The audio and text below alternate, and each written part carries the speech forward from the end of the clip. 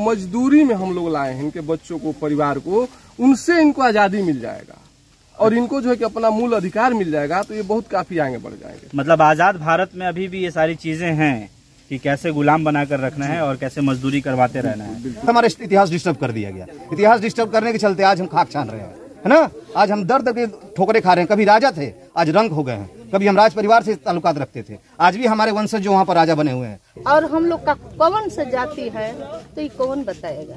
10 में 11वीं में तो उनको जाति खोजा जाता है, जाति खोजा जाता है हाई स्कूल में जी।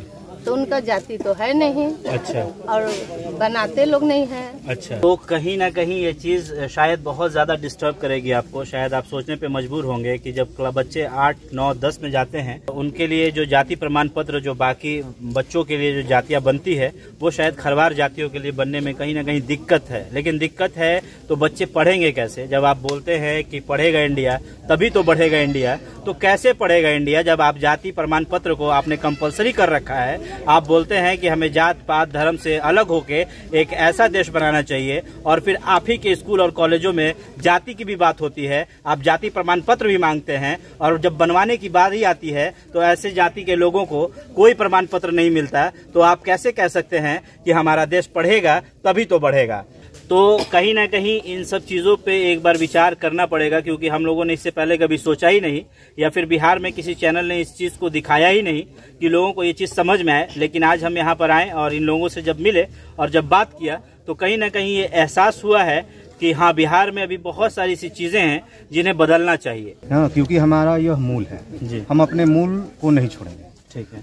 अभी जो वर्तमान की जो स्थिति है, बहुत सारे हमारे भाइयों ने कहा कि बहुत तरह की समस्याएं हैं जो सरकार हमारी समस्याओं को सुन नहीं रही है। उसमें यह है कि बिहार में 38 जिले हैं और 38 जिलों में मात्र जो शाहाबाद जो पुराना जिला था, जिसमें 4 जिले आपके हैं, कैमूर, आपको रोहतास, बक्सर और आरा, यही 4 जिला में खरवारों को आदिवासी का दर्जा या खरवारों को ऐसा कहा जा रहा है कि खरवार यहाँ नहीं है।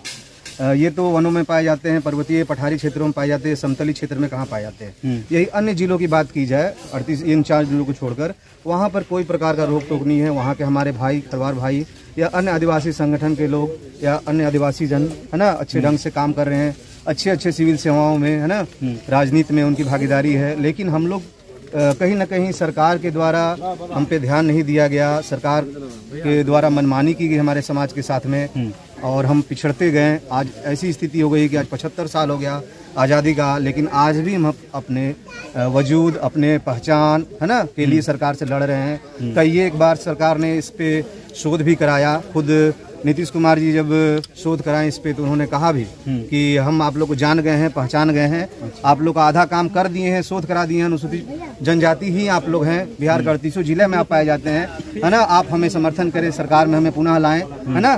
ये विधानसभा की बात है। हम आपका जो है 100% काम करा देंगे। उसके बाद वो अपने वायदे से मुकर गए। हमारी युवा पीढ़ी दिन प्रतिदिन तैयार हो रही है। मेरी उम्र अभी करीबन 38 वर्ष है ना। जब मैं छोटा था तो मैं बहुत संघर्ष किया, है ना, पढ़ा लिखा, है ना। उसके बाद भाइयों को भी पढ़ाया लिखाया, समाज में भी जागरूकता प्रयास किया कि भाई सबसे पहले शिक्षित बनिए, तब जाकर अपने हक अधिकार को आप समझिएगा, सरकार के सामने अपने बातों को रखिएगा।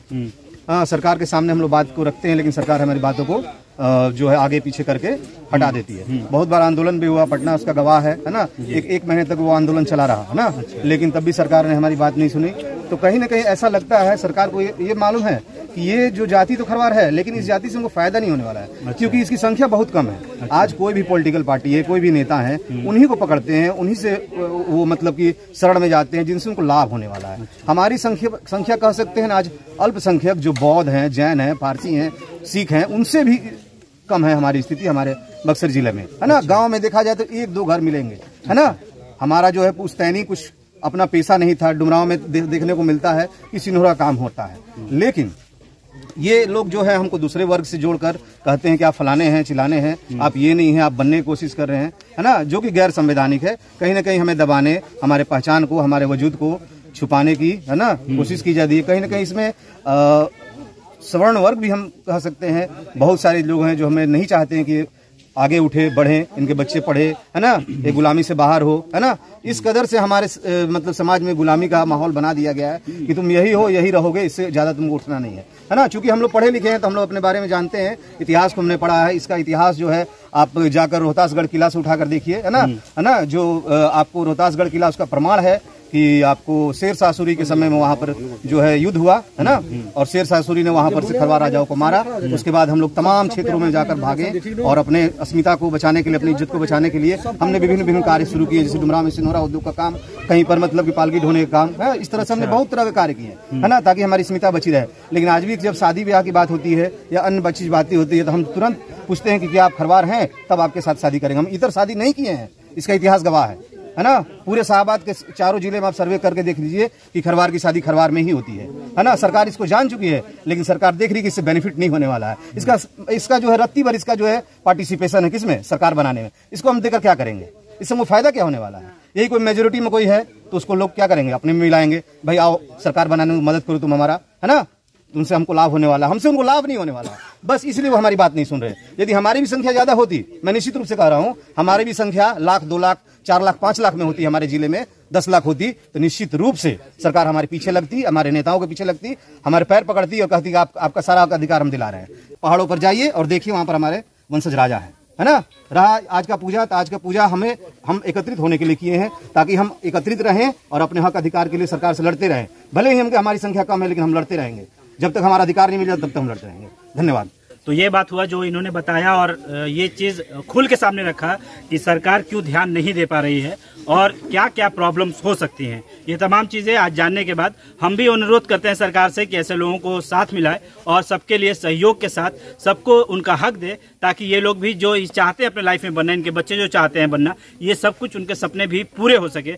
यह कहा जाता है कि समतल भूमि आदिवासी समुदाय के लोग नहीं है, और ये किसके द्वारा कहा जाता है, ये जो आम जनता है, जो शासन प्रशासन के पदाधिकारी और कर्मचारी है, उनके द्वारा। कहीं भी भारत सरकार या राज्य सरकार द्वारा ऐसा कोई आदेश नहीं है कि समतल भूमि में खरवार नहीं है, गोंड नहीं है, लेकिन ये समस्या है।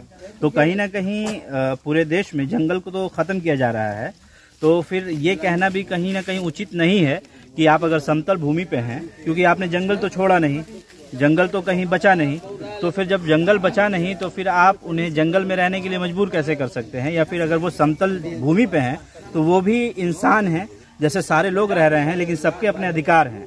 तो उस अधिकार पे अगर आप समतल भूमि पे रहते हुए भी अगर आप अपने समाज के प्रति अगर आप जागरूक हैं और आप उस पर अगर कुछ चाहते हैं तो वो तो बिल्कुल सुनना चाहिए। सर देखिए, यह जहाँ पर अभी हम लोग खड़े हैं जी, इसका इतिहास है, इतिहास के पन्नों में दर्ज है कि डुमरांव जो है ये हमारे खरवारों की गढ़ था।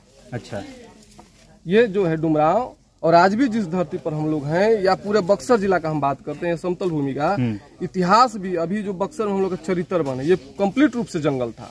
हम उन्हीं लोगों के हिसाब से कहते हैं ये चरित्र वन जो है जंगल था, लेकिन आज उन जंगलों को काट दिया गया और हम आदिवासियों को शक की निगाह से देखा जा रहा है कि ये लोग खरवार नहीं है, तो ये गोंड नहीं है। ये बहुत बड़ी विडम्बना है और ये एक बहुत बड़ी साजिश है। अच्छा, इसमें साजिश क्या हो सकता है आपके हिसाब से, कि अगर आपको खरवार जाति का नहीं मान रहे हैं तो इसमें साजिश क्या हो सकता है? साजिश यह है कि ये जितने भी सामंतवादी विचारधारा के लोग हैं, मनुवादी विचारधारा के लोग हैं, उनको पता है कि यदि इनको आदिवासी का प्रमाण पत्र मिल जाता है, जनजाति का प्रमाण पत्र मिल जाता है, तो इनके जो मजदूरी में हम लोग लाए हैं, इनके बच्चों को, परिवार को, उनसे इनको आजादी मिल जाएगा और इनको जो है कि अपना मूल अधिकार मिल जाएगा, तो ये बहुत काफी आगे बढ़ जाएंगे। मतलब आजाद भारत में अभी भी ये सारी चीजें हैं कि कैसे गुलाम बनाकर रखना है और कैसे मजदूरी करवाते रहना है। मतलब कहने का मतलब साफ तौर पे है कि शायद आपको इसलिए वंचित रखा गया है कि आपके बच्चों से मजदूरी करवाया जा सके, जिस चीज के वो हकदार हैं उससे उनका हक छीना जा रहा है। जी बिल्कुल। अभी देखिए, दुर्भाग्य देखिए, बिहार सरकार का 2016 से